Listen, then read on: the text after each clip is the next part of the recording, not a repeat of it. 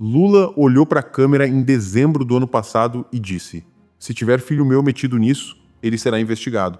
2 meses depois, em fevereiro, olhou de novo e disse: "Olhei no olho do meu filho e falei: só você sabe a verdade." E hoje, 3 meses depois de o STF autorizar a quebra do sigilo bancário do Lulinha, a Polícia Federal ainda está analisando as contas. Ainda, 3 meses. Agora lembra do que aconteceu sábado passado. A dosimetria foi promulgada numa sexta. Em menos de 24 horas, Moraes suspendeu tudo, sozinho. Num sábado, mesmo tribunal, mesma semana, velocidades completamente diferentes. E essa diferença é o que esse vídeo é sobre. Fica comigo. Para entender a história do Lulinha do começo, você precisa voltar a setembro de 2025. A Polícia Federal estava investigando o careca do INSS, Antônio Carlos Camilo Antunes, o principal operador do esquema que desviou dinheiro de aposentados. Dinheiro de quem trabalhou a vida inteira e descobriu um desconto na aposentadoria que nunca autorizou. No meio das investigações, a PF apreendeu o celular do careca e nas mensagens encontrou referências ao Lulinha, Fábio Luiz Lula da Silva, filho mais velho do presidente da República. Uma testemunha foi à CPI e disse, sob compromisso, que Lulinha recebia R$300 mil por mês do esquema. 300 mil. Todo mês. E aí o presidente, que passou a campanha inteira falando em combate à corrupção, que usou o nome de Bolsonaro colado à corrupção como arma eleitoral, acordou com o nome do próprio filho aparecendo numa investigação de desvio de dinheiro de aposentados. Em janeiro de 2026, a Polícia Federal pediu ao STF a quebra dos sigilos bancário, fiscal e telemático do Lulinha. Quem autorizou foi André Mendonça. O mesmo André Mendonça indicado por Bolsonaro, o mesmo que a esquerda passou meses tentando pintar como parcial, como aliado político, como um ministro que não julgaria o campo oposto, esse mesmo Mendonça autorizou a quebra de sigilo do filho do presidente, contrariando, inclusive, o parecer da Procuradoria-Geral da República, que era contra o pedido. Deixa isso entrar. O indicado de Bolsonaro foi mais longe que o próprio MP do governo Lula na investigação do filho de Lula. E o que a PF encontrou nas contas? Lulinha movimentou 19,5 milhões de reais em 1.531 transações entre 2022 e 2026. A defesa diz que tudo é legal, que é herança da Marisa, que são resgates de fundos de investimento, que são repasses de empresas das quais ele é sócio com a esposa. Pode ser. A investigação existe exatamente para confirmar ou descartar isso. Mas tem um detalhe que a defesa não consegue explicar tão facilmente. O próprio Lula transferiu R$721 mil para o filho em 3 pagamentos entre 2022 e 2023. No mesmo dia de um desses repasses, Lulinha depositou um cheque de R$157 mil assinado pelo diretor do Instituto Lula. São dados dos próprios extratos. São fatos, não opinião.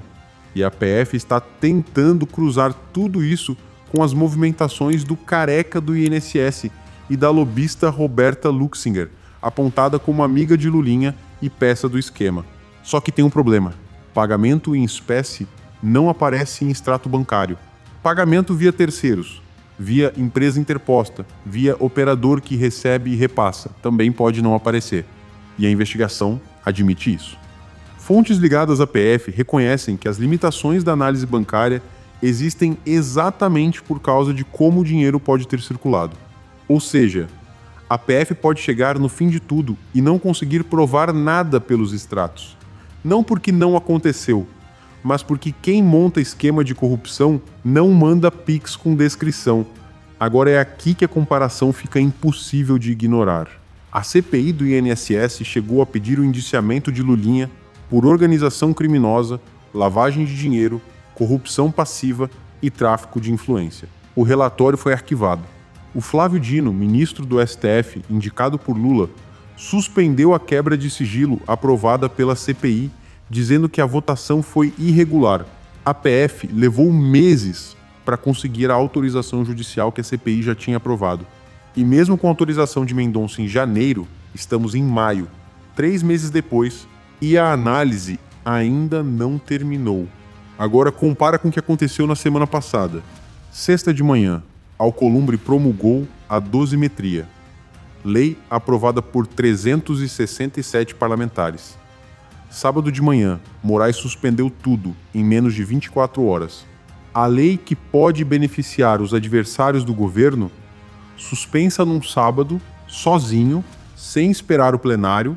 A investigação que pode chegar no filho do presidente, 3 meses de análise, sem data para terminar, com obstáculos no caminho.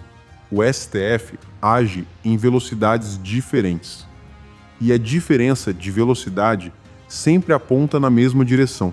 Mas tem uma camada a mais nessa história que eu preciso que você veja. Lula disse que mandaria investigar o filho se ele estivesse metido nisso. Disse que olhou no olho e perguntou a verdade. Disse que o filho vai pagar o preço se for culpado. Tudo isso é discurso. O discurso mais fácil que existe porque não custa nada enquanto a investigação não termina. O teste real não é o que Lula fala. É o que acontece quando a PF bater na porta de Lulinha com resultado.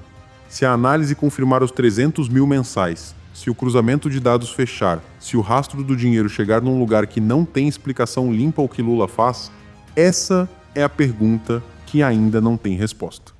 E a resposta vai dizer tudo sobre se o discurso de combate à corrupção foi real ou foi marketing eleitoral. Porque tem um número nessa história que não sai da cabeça. R$300 mil por mês. Esse é o valor que a testemunha disse que Lulinha recebia do careca do INSS. O mesmo careca que ajudou a montar o esquema que descontou ilegalmente a aposentadoria de milhões de brasileiros.